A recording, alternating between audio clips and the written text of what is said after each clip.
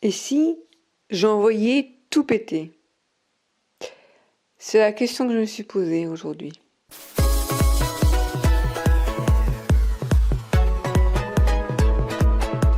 Ce matin, j'avais rendez-vous au CHU pour une consultation en neurologie dans le cadre de mon suivi CEP, c'est-à-dire que tous les 6 mois, je vois mon neurologue pour évaluer avec lui bien mon état de santé, comment va la maladie, enfin comment elle va, plutôt moi comment je vais par rapport à la maladie.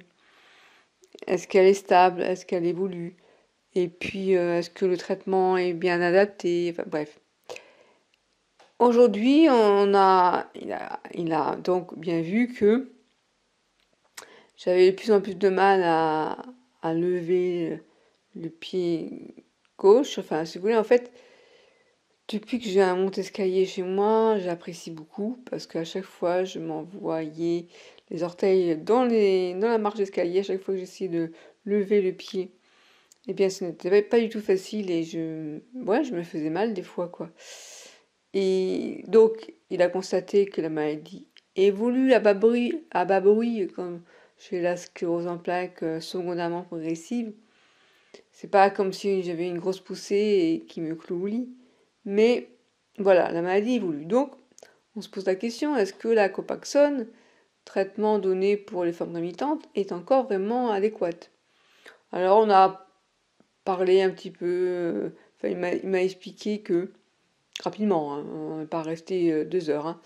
Il m'a dit que la biotine était un traitement qu'on pouvait donner en ATU, c'est-à-dire qu'en fait, ça veut dire autorisation temporaire d'utilisation. Ce ne sont que les neurologues hospitaliers qui peuvent la prescrire. Il faut venir tous les mois la chercher au CHU. Moi, personnellement, j'aime pas trop le CHU. Ça me rappelle que ma mère est décédée en soins palliatifs. Bref, donc il faudrait y venir tous les mois la chercher. Bon, à la limite, je pourrais peut-être envoyer mon aide de vie, je sais pas. En tout cas, en dehors de ça, ce qu'il y a, c'est que il me dit que il y a que 20% de personnes qui répondent à ce traitement. Ce qui veut dire qu'on est 80% à ne pas répondre. Et qu'en plus, il faut attendre 6 à 8 mois pour avoir enfin peut-être un effet.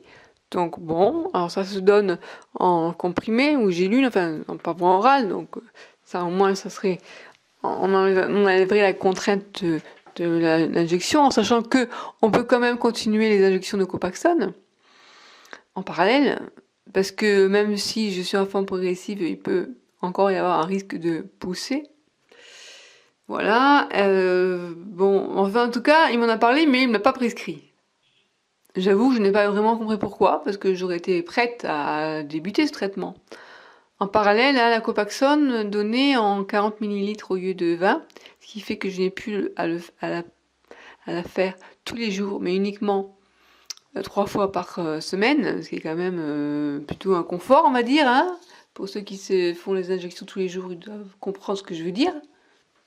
Donc, il m'a parlé de la biotine, mais en me disant on verra plus tard en fait, hein. Donc là, il m'a renouvelé la Copaxone, mais à 40 au lieu de 20, donc plus que 3 fois par semaine.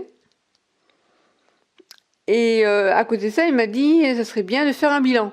Donc, je vous invite à aller à la clinique de la CEP une journée. Alors moi, c'est l'après-midi. Bon, j'étais pas trop chaud.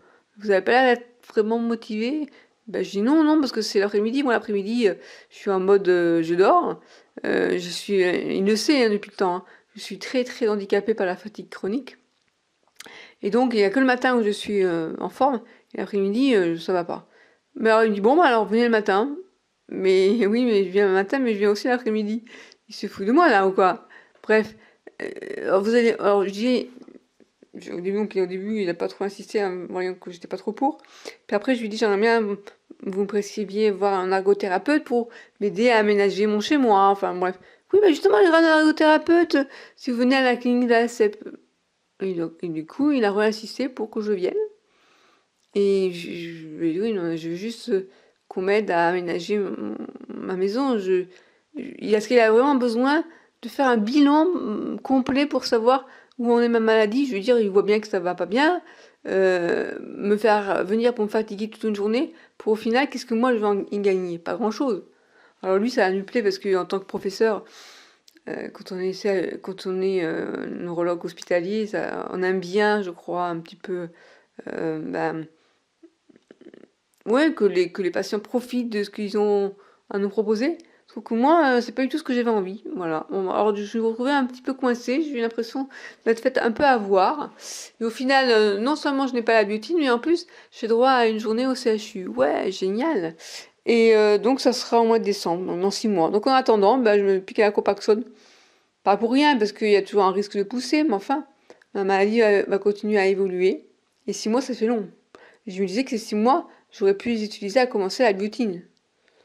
Voilà, alors bon, je sors de là, un peu, pas déçue, mais mal à l'aise en fait.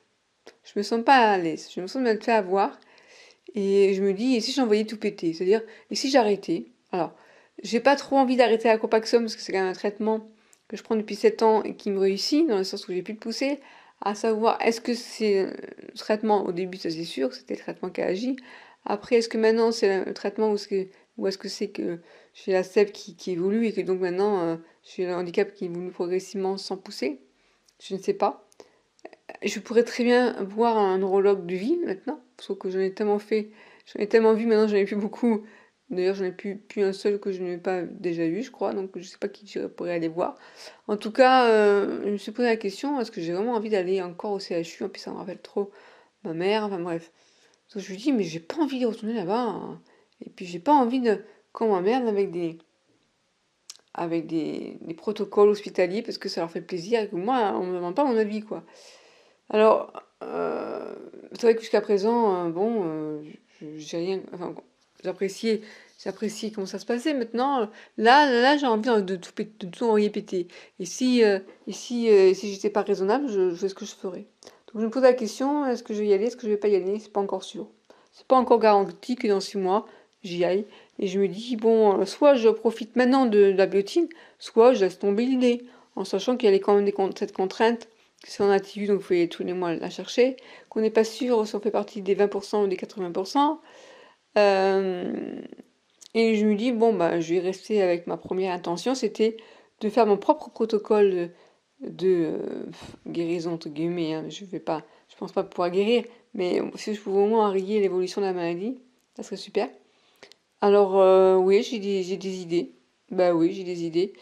Euh, Vous allez rigoler, mais est-ce que c'est vraiment une maladie auto-immune? Si c'était une maladie liée aux intestins, avec le... Enfin bref, je suis en plein dans la lecture de plein de choses qui m'intéressent. Parce qu'on s'est rendu compte aux États-Unis que... Enfin, il y a actuellement une étude en cours, ils ont obtenu 1 million de dollars, donc c'est pas rien, pour évaluer l'impact de l'alimentation sur la sclérose en plaques. Et moi, ça m'intéresse. Ça m'intéresse de me pencher sur la question. Donc, après tout, la biotine, c'est une vitamine, hein. Et la Copaxone, c'est une acide aminé, si je ne me trompe pas. Donc, voilà, pour moi, la maladie, elle n'a pas encore percé tous ses mystères et on ne sait pas. Il y a plein de choses dont on ne sait pas. Donc, je me suis dit, allez, j'envoie tout péter et j'en ai marre. Alors, je ne vais pas arrêter la Copaxone, mais le problème, c'est que voilà, si je veux pas arrêter la Copaxone, je suis obligée d'être suivie par un neurologue, mais je suis pas obligée d'aller au CHU pour autant. Voilà, je vous pose plein de questions et j'ai vu, j'en ai un peu marre et j'ai envie d'envoyer tout péter. Voilà. Donc, qu'est-ce que je vais faire? Je ne sais pas. Si, ce que je sais, c'est que je vais penser à ma santé.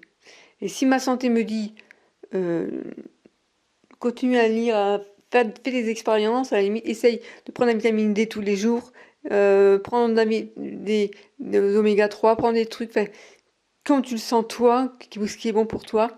Et puis si c'est pas bon pour toi d'aller passer une journée au CHU, ben n'y va pas, et tu les emmerdes, et voilà. Et c'est tout. Je crois qu'il faut qu'à un moment donné, prendre le taureau par les cornes et faire comme on le sent. Il y a un psy qui un jour qui m'a dit, bah, faites-vous confiance, c'est vous qui savez le mieux, qui êtes le mieux passé pour savoir ce qui est bon pour vous. Et ben c'est ça, j'ai envie de me faire confiance. Donc sur mon blog mieux-vivre-avec.fr, je vais vous faire part de mes avancées sur ce terrain-là. À bientôt.